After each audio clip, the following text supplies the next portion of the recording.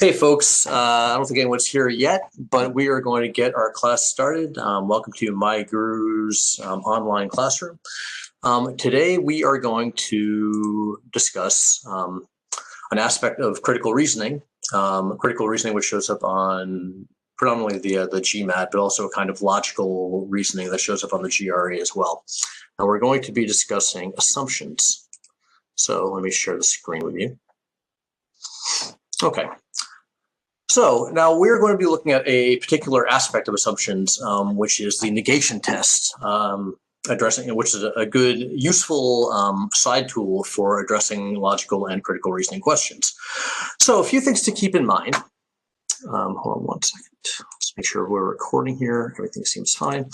All right, so a few things to keep in mind. First of all, you are going to likely encounter, well, you will encounter, these kinds of questions on both the GRE and the GMAT. So on the GMAT, these are going to fall under, directly under the critical reasoning category. All right, and assumption questions, the assumption questions are one of a number of types. You've seen strengthened questions, weakened questions, but the assumption questions are usually, they're going to ask you kind of directly for, to determine which of the following is going to be an assumption of a particular passage. All right, so you'll find them there. You will also find them in the GRE, in the reading comprehension short passage.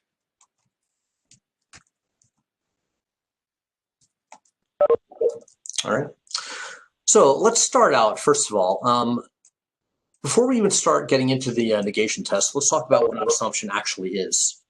All right, one second.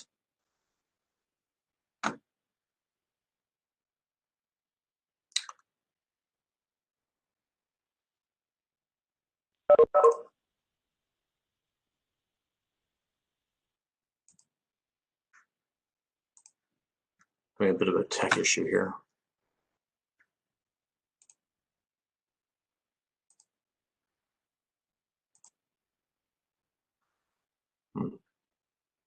Give me 1 second.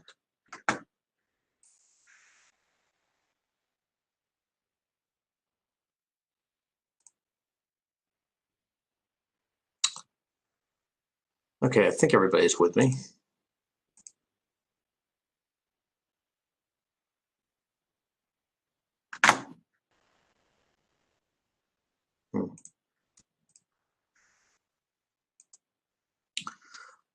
I may need to log out and log back in, so stick around. I will be back in no less than about 2 minutes. All right, sorry about that.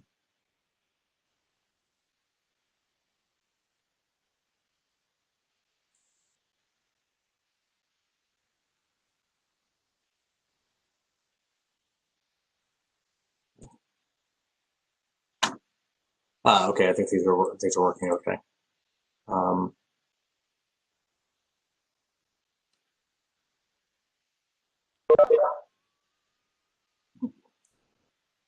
Hi, Deepak. Welcome to the class. Glad to see you back.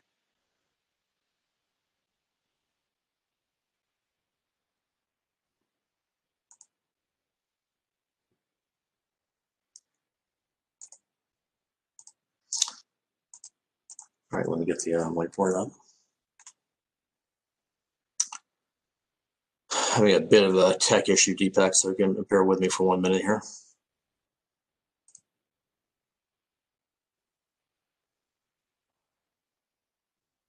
Steve. Yeah. There you are. Okay. Question for anybody who's here: can you see the shared screen? Okay.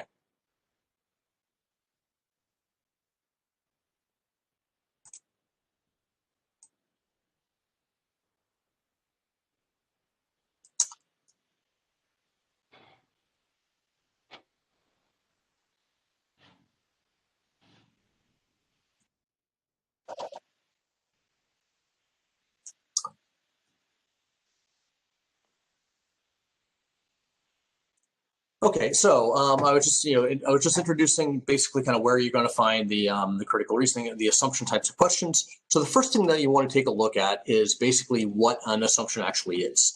So let's take a look first at a premise to figure out kind of how to find them. All right, so let's throw one in here. 1 second.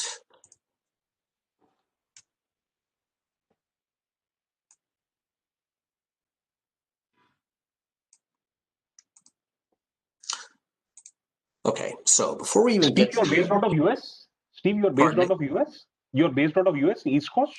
Yes, I'm personally in Boston. Okay, sure. Although my guru is based in Chicago, so we've got tutors all around the country. Okay. But yeah, I'm in Boston. All right. Okay, so let's take a look first, just quickly, how to kind of break down a passage. All right. So generally, there are some exceptions, and there's some nuance here. But essentially, when you have a critical reasoning or a logical reasoning passage on the GRE, as I recall, I think you're doing the GMAT, right? Correct. Yeah.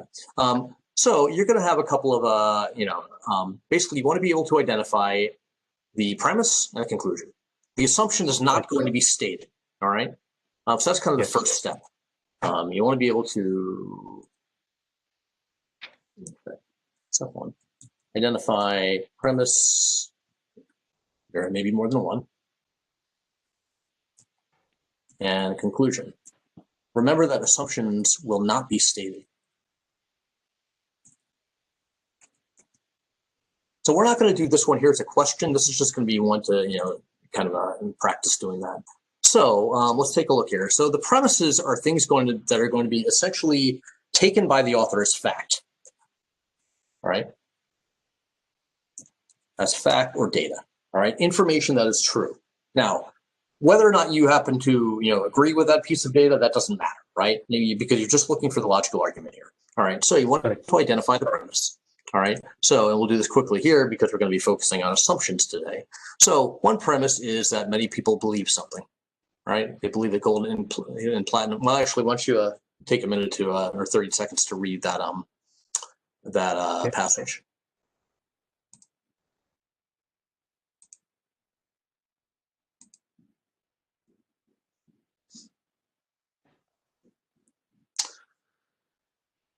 Okay, so premises and conclusions. All right, so the first is a premise, something that's taken as true. Many people believe something. Okay, the author is stating this as fact, right? Okay, the author is also saying as fact that a true entrepreneur believes a certain thing. The true entrepreneur believes that gold and platinum are not as valuable as enrichment opportunities. All right, so we've got two premises there.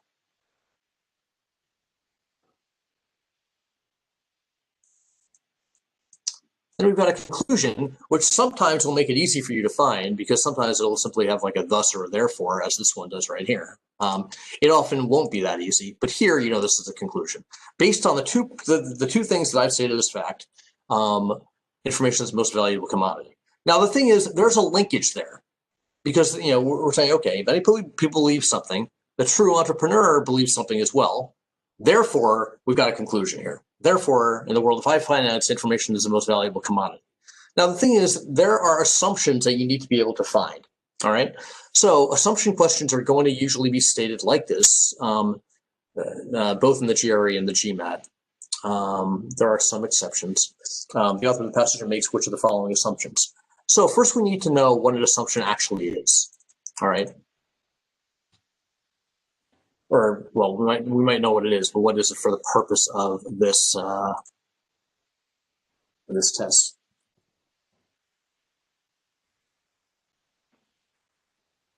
So basically, an assumption is something that is assumed to be true to make the argument work.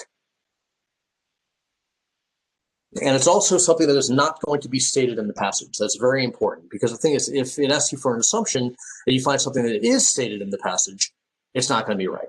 All right. So it's assumed to be true. Say a statement not in the passage that is assumed to be true and is a requirement for the argument to hold up. All right. It's a requirement for the argument to be valid. So let's look at it this way. So for example, you might have something that, let's have a premise, let's call it, P or something, right? And then there will be an assumption. Actually, something, I'm writing with a mouse here. Why don't I actually jot things out? So you can, kind of map it out. So like, we've got a premise, that's something we're seeing as fact. Then we've got an assumption, which I'll put in parentheses because it's not stated directly.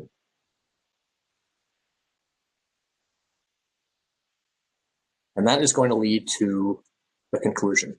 So if the assumption is true, then the conclusion holds up. Now, the whole idea of the negation business is basically that if the assumption is not true,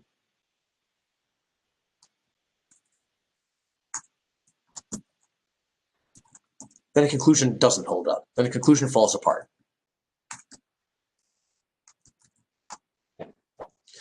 So what the whole idea of the negation test is basically what you're doing is figuring out, well, okay, there's a few ways to, to take a look at assumptions. One is to see, you might first look for relevance. If something's completely irrelevant to the discussion, then you can rule it out anyway, right? You might see if something is restating directly what's already in the passage, in which case it's not an assumption. But sometimes you can, you've narrowed it down to maybe 2 or 3 choices and it gets a little bit tricky. So one way that you can use to find this is this negation test. If the assumption is true, then the conclusion holds up. If the assumption is not true, then the conclusion falls apart. So to test this out, you can look at the answer choices. It looks like A is the answer here.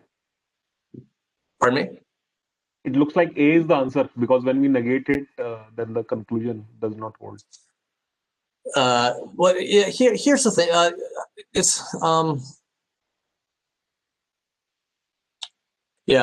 think the better answer, the best answer here is actually D.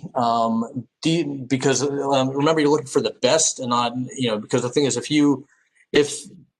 information about business opportunities is inaccurate, right, that wouldn't make any sense. You see what I mean? Okay. Well, whereas gold and platinum are not the most valuable commodities, so the opposite of that would be gold and platinum are the most valuable commodities. That has a little bit of weight, but it's not quite as strong as D. There's a couple of better examples I will look at in a minute. Okay. But what you want to do is negate each one, and there's a few ways that you want to negate the arguments. One way of negating it is simply to say, well, okay, I'm going to look at an answer choice and say, okay, what's the opposite? All right, so looking at, say, choice C, the value of information is incalculably high. Well, the opposite would be the value of information is not incalculably high, right? Okay, but that doesn't really, have any effect on the argument. All right. So the thing is, if it doesn't really have an effect on the argument at all, then you can't necessarily, say that that's an assumption. For it to be an assumption, the negation has to make it absolutely false, absolutely break down. And the best breakdown here is going to be D. Let's take a look at, I think there's another one, 2 more that I wanted to look at. So how to choose between A and D here, Steve? I am still not understanding because A also breaks. If gold and platinum are the most valuable commodities, then information will not be the most valuable. Yeah, I think the way I would look at it there is the problem with A, it's not that the negation test necessarily rules it out. What's really the issue there is that A is already stated in the passage. See? So it's basically saying that, the conclusion, if information is the most valuable commodity, well, then obviously gold and platinum are not the most valuable commodities. It's really stating it flat out. You see? Yeah, so it is actually negating the premises. Yeah, so what I recommend is use the negation at the end when you've kind of ruled other things out. So the thing is, because A is stated too closely in the passage, it really is an assumption. It's really not an assumption. It's more of a premise. You see what I mean? Correct. So use Negation rule can be a powerful tool, but it's usually a good kind of like a supplemental tool. I would say that's the so that's the main issue, because you're not actually saying anything new there. Let's take a look at another one here. 1 second.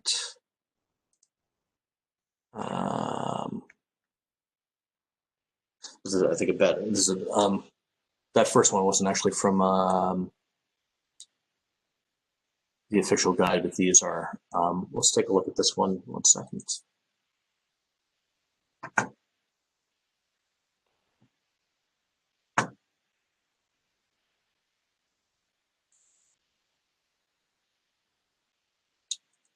Okay.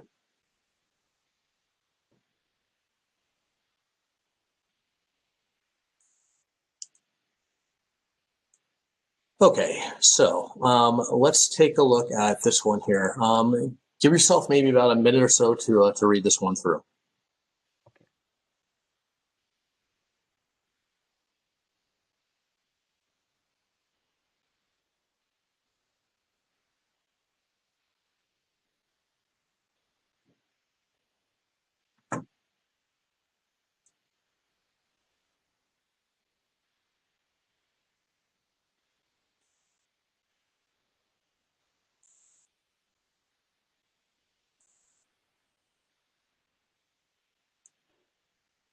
And let me know when you're ready.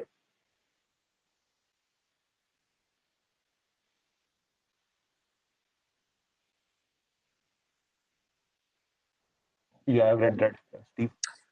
Okay, so so first thing I would do, well, okay, first of all, so you want to identify the premises and the conclusions. Conclusion is pretty obvious, right? That's the therefore. Correct.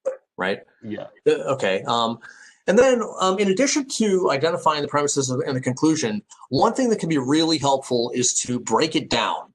All right. Let me actually put that in at the top here. So in addition to identifying the premise and the conclusion, summarize it. Because one thing that makes critical reasoning questions difficult, both this one's saying from the GMAT, and we'll take a look at the GRE one in a minute too. But one thing that makes these difficult is because they're so incredibly wordy. They don't need to be this wordy, right? So let's take a look at kind of one way that I broke it down. 1 second.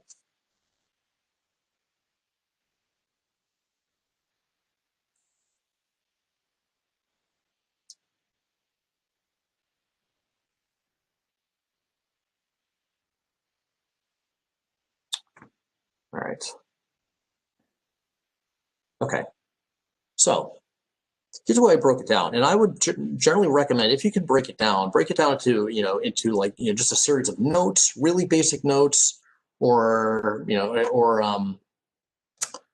something like half or less of the entire passage. All right. So what I've got here is like, okay.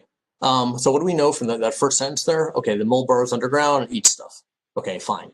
Farmers are worried that the moles are going to eat fruit above ground. Okay, but then the argument saying that don't worry, that the birds of prey will eat the moles if they're above ground, so the farmers don't have to worry. They'll be protected because when the moles come up, they will be eaten, right? So that's kind of a like a simple way of rephrasing what that premise is. I mean what the passage is. All right, and that makes it easier to identify premises, conclusions, assumptions, pretty much every part of that. Right. Hold on 1 second again. Okay. Now let's take a look at how. Well, okay. There's a couple things you could do here. You could apply the negation test first, or you could take a look and see what you could rule out kind of based on other factors. And because this is a negation test focused class, we're going to take a look at that in some more detail. But if you can rule some things out, for example, like B can be ruled out, and exactly. Why would you rule? Okay, why would you rule out B? B is ruled out because other mammals we don't need to consider these. I think Exactly. It deals with other mammals, which are pretty much irrelevant, right? Correct.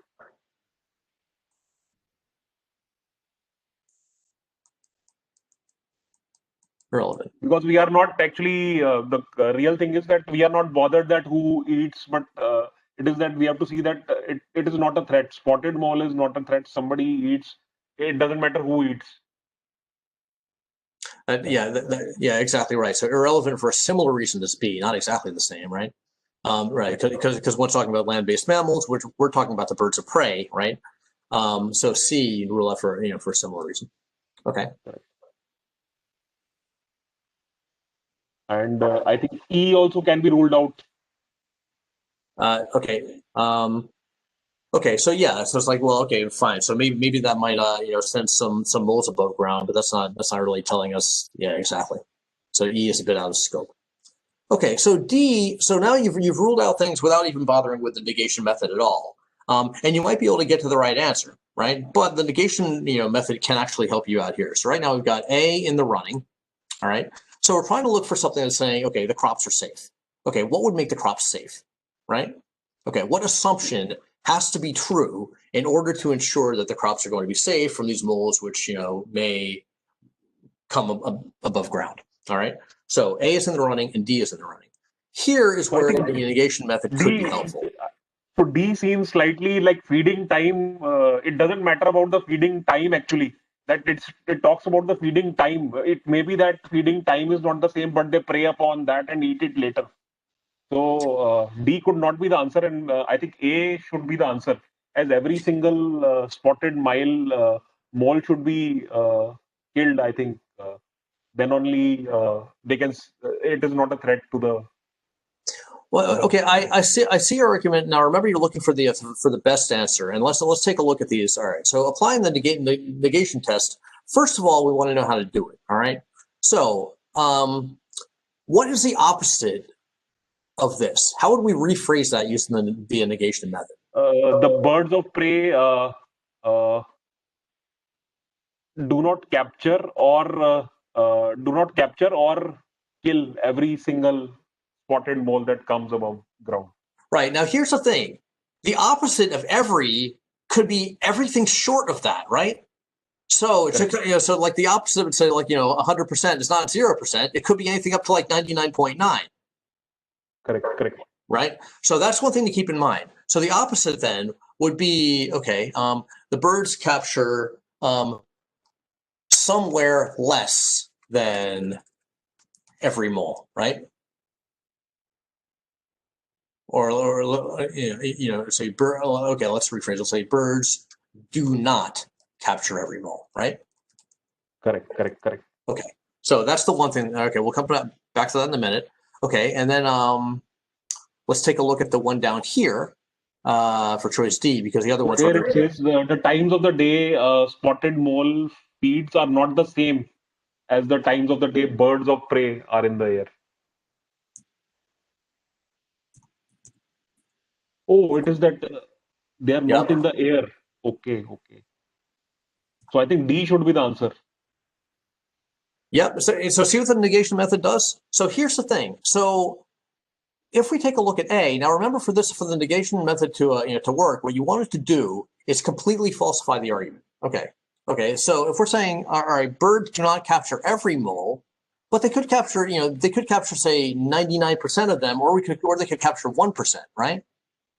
If they capture 99%, then the farmers are still safe, right? Because if there's just like one mole running around, who cares? If they only capture 1%, right, then the farmers are not safe, right? But we don't, so the thing is that that's not strong enough to completely falsify the argument, right? Agree, Steve. Sure. The opposite of every is just anything short of every, right? So say they capture, 99% of the moles, right? Correct. Okay. Well, in that case, then even if we falsify it, the passage still holds true, right? Because, okay, well, if there's two moles running around, well, we've pretty much, done our job, right? We're looking for the negation to really find an assumption. We're looking for something that fully falsifies the argument in all cases. Now, if it's true, so if the birds, so if we're talking about 1%, that's going to be different than 99%, right? Correct. You see what I mean? Correct. Understood. All right. So because we don't know how many moles these birds of prey are actually capturing, we don't necessarily know how effective they're actually going to be at sweeping them up, right? So we haven't been able to falsify the argument with assumption A. Correct. Understood. Now with D though, okay, we're trying to draw an assumption that's linking the birds of prey eating the moles to the farmers being safe. Now, if the times of day are not the time that the birds of prey are in the air, well, then they're not going to be eating the moles, right? Correct. Agree. Then they will be a threat to the crops. Yeah, exactly. Yeah, so if the birds are out in say noon and the moles come out at 7 o'clock, well, so what if the birds are out, right? Because the moles are still going to eat the crops. So by negating D, we've completely falsified the argument. Now, okay, so if the birds are not out at the same time, the moles are going to roam free. The farmers are no longer going to be safe. So we falsified the argument. Therefore, the best answer is D. Agree. All right. So you see how that works? Pardon me? Yeah, so we have to very carefully negate, actually. If we just go by it and do it in our head, something like that, without even thinking about each word, then it sometimes leads to a different conclusion. Yeah, exactly. Yeah. So what you want to do, you really want to kind of get to the meat of it, right? So for example, like you might find in a statement that there's a few different things that you could, negate, right? Like for example, would it be the birds of prey, capture and kill, or would we say that they do not capture and kill? Do we negate the word every? Do we negate the above ground part? So the thing is, you want to negate the part that really kind of gets to the meat of how much we're actually talking about. The important thing here is that they kill every single spotted mole. The opposite of that would be that they do not kill every single spotted mole, right? Yeah. So you want to be really careful that you're actually getting to a negation that captures the entire fundamental assumption there or statement. Okay. Agree. Okay. Let's take a look at another one, and let's see. Okay. So the next one will be this one right here.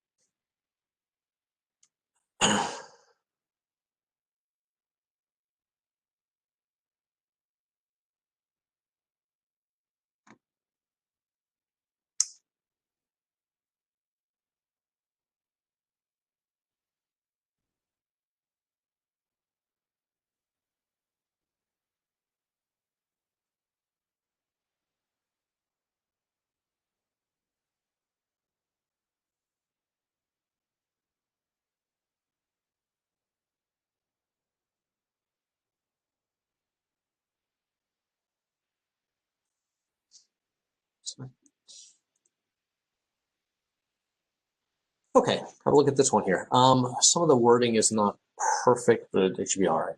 All right, give yourself a minute.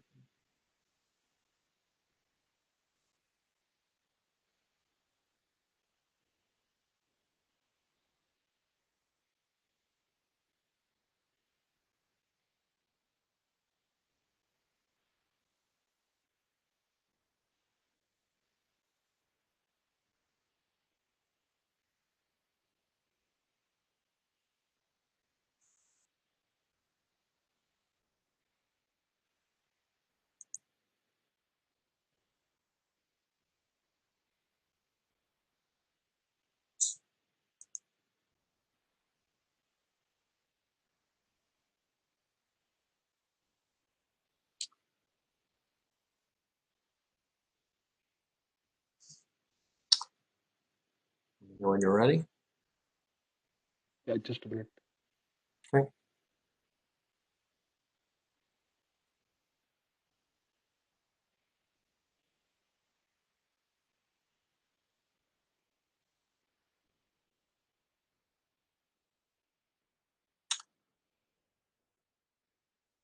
Okay.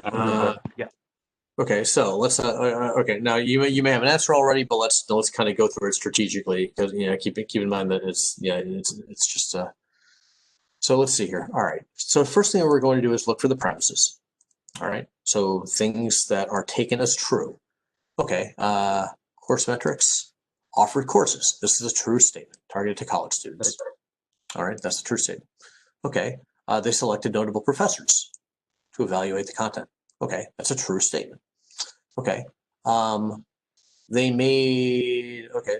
Here, the wording's a little bit awkward. What they're saying is that they only included courses that were rated good by over 80% of professors. That's a true statement, right? These are all things that happened. These are all processes. So I could not get this last statement, Steve. This since I don't know. So is this a okay sentence structure here? Since Say this again. So is this a correct sentence structure here? Is this this line with since? Because I'm not able to get what this line is saying. Since cosmetics. You mean the only made part? Yeah. It is very awkwardly worded, and it probably could have used a bit of editing. I think I got it from GMAT Club, but what this is really saying, it's course metrics made available. It'll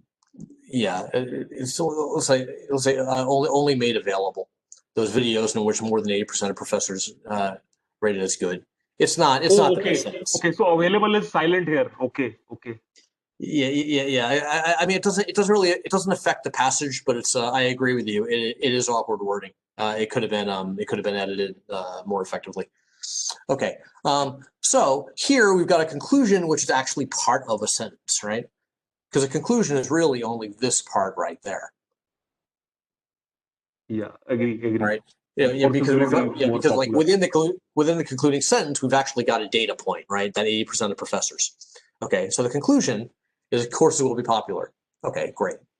Okay, that's fine. So now the next step, which we were doing before, is simplify it. All right, and I've got my own. All right, so why don't you either tell me or write in the chat kind of your own simplification of it. Then I'll show you what I've done.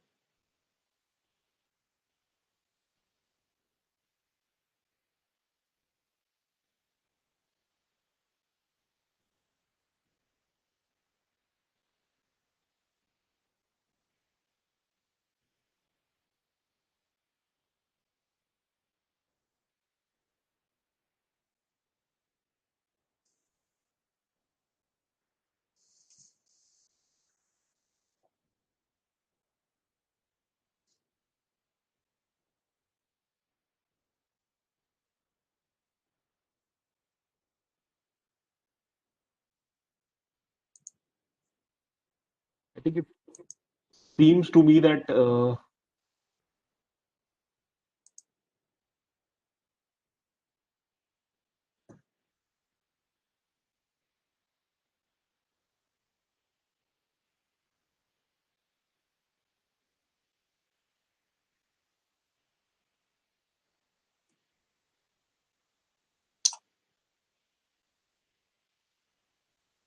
I'm happy to give you a prompt. so I think it's dicey between C and E. I don't know. I'm getting confused between C and E. Okay, so let's take a step back and let's break it down first. All right. So hold on one second.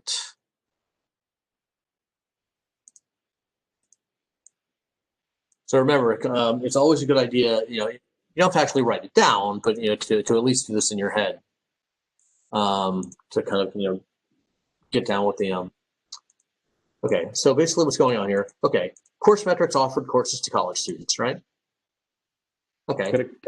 They ran it by notable professors. All right, they focus grouped it, right? Now, when you're kind of when you're sort of breaking it down like this, you want to make sure you're kind of capturing everything in the passage, but you can use your own words. Just don't bring in any kind of outside information. Okay, then course metrics only incorporated videos with more than 80% of a good rating by the professors. Therefore, courses are going to be popular. Okay, so now let's go and, okay, so we can use the negation test. on all of these, or we could rule a few out first and then use it on a couple that remain.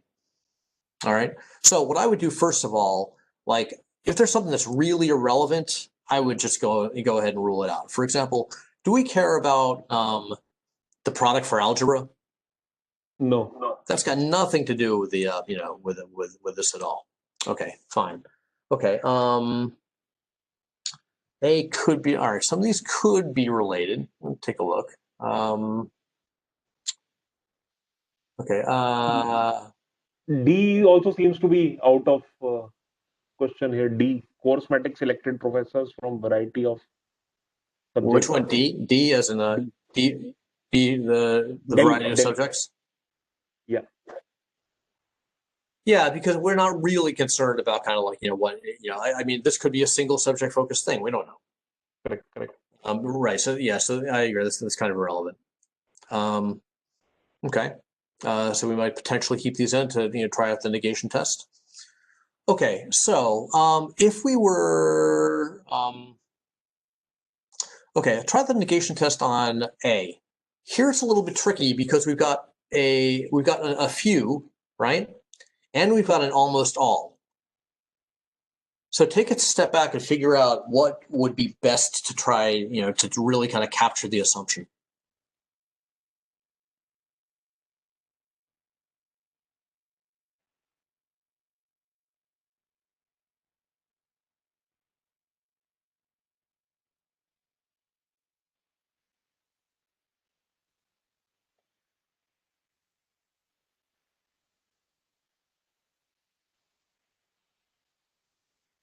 I'll show you how I would negate it.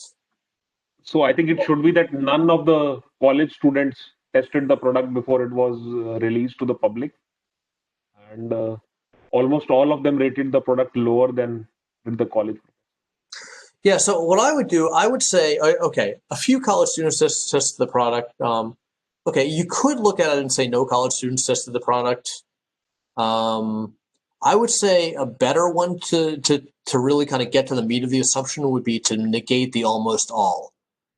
And one negation of almost all rated the product lower would be almost all rated the product higher, right? It's a little bit of a different twist on it, right?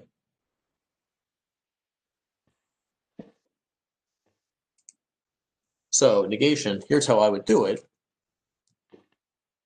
Okay, so I'll still go with a few college students tested and almost. So, Steve, I have a question. So the part before and needs to be negated, or it's like a logic where and needs to be changed to or when we negate. So how should the negation be done here? Actually, somewhere logic says that and should be negated to or and both the other parts, not something like that. I don't know. So I'm slightly confused when these kind of things. I would say in this one, it's not worth going into too much detail. I would get to the heart of it. Okay. I mean, like we okay. I mean, or you could try it with both. You could try it with no college students tested the product, right? But if no college tested the product, then the last part wouldn't make any sense anyway, right? Yeah, correct. You see what I mean? So so we need something that's going to like capture the opposite. So it's like, okay, so the opposite of a few college testing it and some of it rating it lower would be a few tested it and some rating it higher. You see what I mean? Okay. Now, would this falsify the argument? If a student's rated higher than professors, it certainly sounds like it would be pretty popular, right? That doesn't falsify it. Correct. Right? So A cannot be the answer.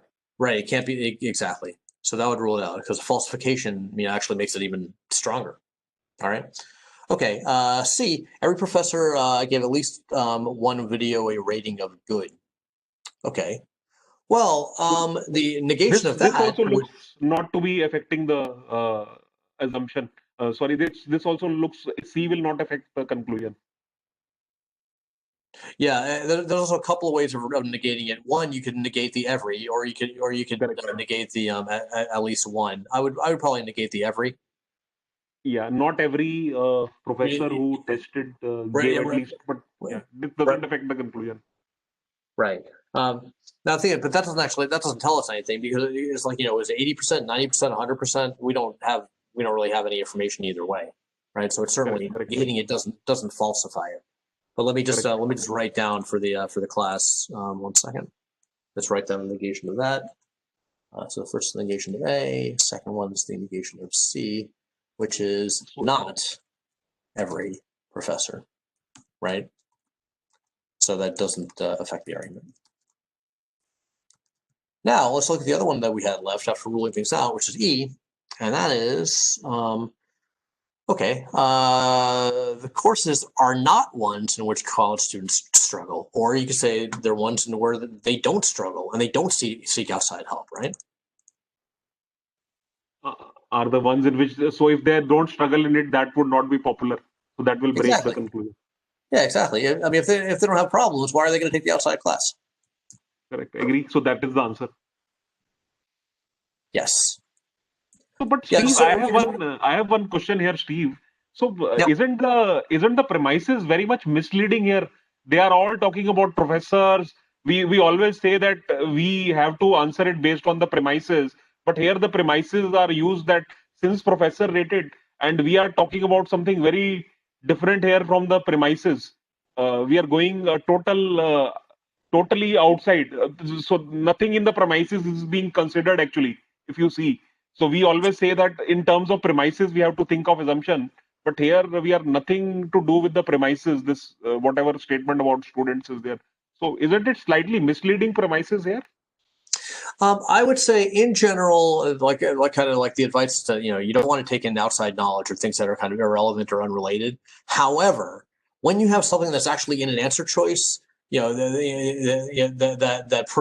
kind of pretty much like makes clear logical sense, even though it's not addressed in the premises at all.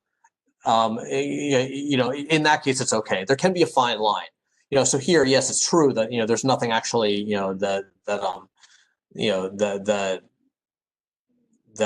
talks about kind of struggling students or outside help or anything like that. But you could draw a pretty reasonable conclusion that if you don't need help, why would you take the class? You see what I mean? So I can understand your point that maybe you might be reading into things a little bit, but keep in mind that what you're looking for is the best answer, right? You're looking for what the test writers are considering to be the best answer, better than anything else. So even though you might say, well, I've seen questions on the GMAT that are kind of more effective, that are like, kind of closer to the actual argument. Here, there's nothing. I mean, that's the only one that could possibly make any sense. I agree, Steve. But what is the usual percentage of questions? Will they be mostly from premises, or this is a very rare category of outlier where such a statement is there, or you never know. It can be anything, or mostly they are from premises. It seems to me, based on questions I have done, that it mostly they are from the premises. When we and the wrong answers are given, which are the ones which point to outside things which are not in the premises actually. Okay. Here's kind of the way it's broken down, and this kind of depends on sort of kind of what book or prep course or whatever you're working with. But here's kind of the way roughly in which they're broken down. You'll get your assumption or conclusion questions. You'll get your strengthen, weaken. You'll get your flaw. You'll get your inference. You get those bold-faced ones. Correct. Paradox. Yeah. You'll get your resolve a paradox. Fill in the blanks. Then fill in the blanks. Okay. Yeah. Yeah. So there's a few. There's one other one. One's like what more is needed. They call it reasoning. What more info is needed. Things. So the things that really get to the assumption questions are certainly the assumption, the strengthen, the weaken. It's harder to use this on a weaken question, although it can be done. You could use this on a strengthen question, and you could certainly use it on a find the assumption question. It's harder to use. You wouldn't use it on a bold-faced, on a result. Occasionally, you might be able to find a place to use it on the other types, but it's really going to be here. Now, when you're dealing with things like kind of now, I think you were saying that most of these kind of get to the premises. The these specific assumption type of questions, I mean, they'll show up. It's like maybe it's I don't know, maybe like a fifth or a seventh of these, but all of the assumption, conclusion, strength, and weaken ones are all kind of in the same category. Okay. You will often find that if you're dealing with analogy type of questions, like for example, if you've got, say, hold on one second. If you've got something to the effect of, study A versus study B, all right? If you've got something on that idea, and it's like, okay, we tried study A, will study B have the same results, right? And you want to find something that might strengthen it, that says, yes, study B will have the same results, or will weaken it, study B will not have the same results. You might want to look at assumptions that deal with kind of analogous circumstances, right? So is study A analogous to study B? Correct. If circumstances are the same or close to the same, then the analogy holds up, right? Agree. So that would tend to be a strengthener. Yeah, if they're not similar, then it's right. Going it's different, right? Yeah. So if you're trying a control experiment, I mean, think about things like okay, what's in the news right now? Vaccine trials, right? So you've got a placebo group, then you've got your you've got your vaccine group, right? But the thing is, you want to, you basically want to have the circumstances surrounding each to be as closely related as possible, right? Because if they're, if they're not, if you've got completely different, whether like if one control group is all 18-year-olds and one group, and like the group getting the vaccine test is all 83. Well, then you've weakened the argument, right? Because you don't have similar control groups, right? Correct. Whereas if you're saying, well, okay, they're all from similar socioeconomic backgrounds, they're all from similar health backgrounds, okay, and we found we try the placebo here, we try the vaccine here, then you strengthen the argument, right? So in those cases, yes, you're bringing in kind of outside information to test the analogy, but you're looking to see if the analogy holds up. And though so that kind of gets to a somewhat different topic. All right.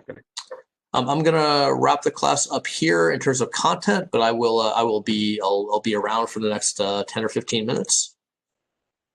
So happy to continue to answer any other questions that you've got. When are you taking the test again? Do you know yet? So maybe I think I'm planning another.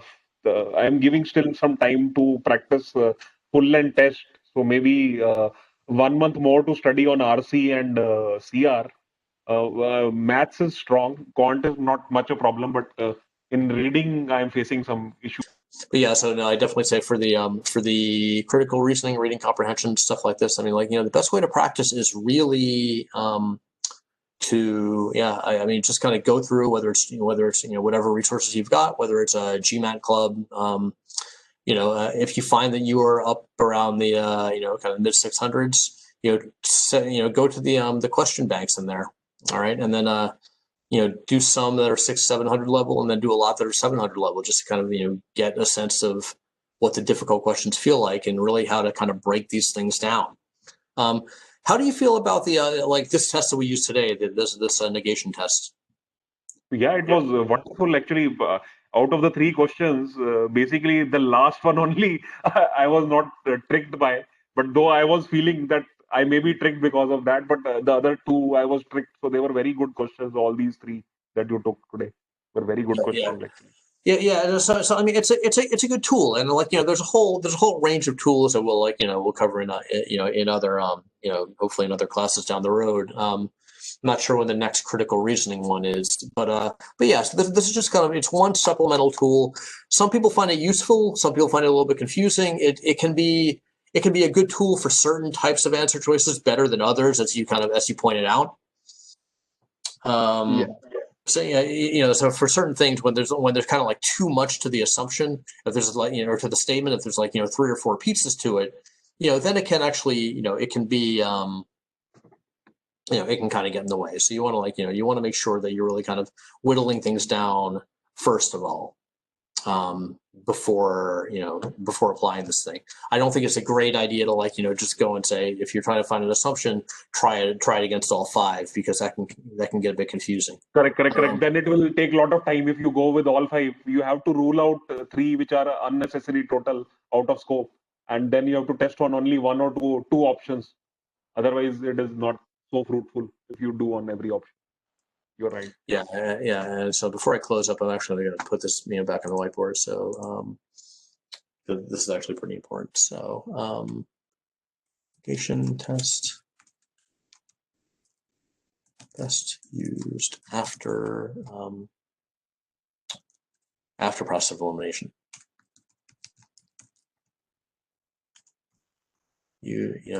Also best used when the make sure to use it against the fundamental argument. All right. Correct. Okay. So that will wrap up the class for today. And again, I'm going to stick around for a bit for questions and answers. I'll be here for another 5 minutes or so. But yeah, sounds like you're well on your way. Yeah. Steve, in certain questions, I believe, usually, mostly in the assumption category, sometimes we have very thin line between what the premises is saying and what the conclusion is saying. Precision of language is used uh, for distinguishing sometimes, and assumption is on that precision of language used in the premises and these things. But sometimes I feel that in some questions that precision is used and sometimes it is not used. So we have to think in a different way sometimes. So how do we actually go to that? Right. Precision?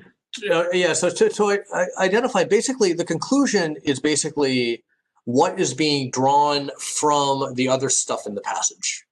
You see what I mean? Now, it won't always be at the end. Now, sometimes it's going to be clear. Sometimes it might have a therefore or a thus or something like that, where it's obvious that's a conclusion. But what you're really saying, so think even though they all can look like statements of fact, the way to identify the conclusion is it just being presented as a data point, or is it being presented as something that follows from those data points? You see what I mean? Okay. So if I say like point A, point B, point C, okay, well, those are all data points. If I say point A, point B, therefore C, right? Or if I said based on point A and point B, comma C, right? Then C would be a conclusion. So that's kind of how and they can be a little bit that I understood. I was actually trying to say something else. Can you go to the first question, Steve? I have one question there. In the first question, when you took that information one. Yeah. What I am trying to say. So I'm trying to say, like, what does this mean when you say the world of high finance? So what does this high finance mean? Sometimes when you don't understand this, so you say, like, what do they mean when they say world of high finance? Well, okay. One thing for that sort of thing, I would say definitely don't read too much into the question. Just don't. So, I mean, like, you may use different terminology to to define entrepreneurship, right? So but what he's talking about is kind of like the high powered business world, right?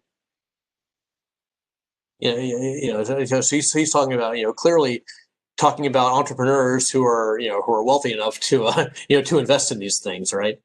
So that's all he's talking about. Don't worry too much about kind of like the terminology, because the thing is you're not meant to bring in anything outside of what's in that passage, and that's not very much. So obviously, because the only thing that he's talking about are entrepreneurs who might invest in precious metals, that's got to be what he's talking about. You see what I mean? Got it. Got it, Steve. Pardon? Yeah, got it. I got it, Steve. Yeah. Okay. Thanks. All right. All set? Okay. Thank you. Thanks a lot, Steve. Thank you. Thanks for coming by. Take care. Bye-bye. Take care. Enjoy your week. Bye-bye.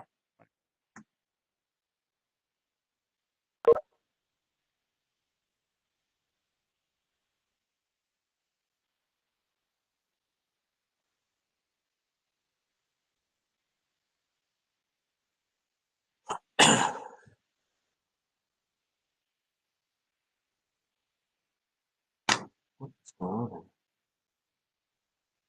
So what happened before?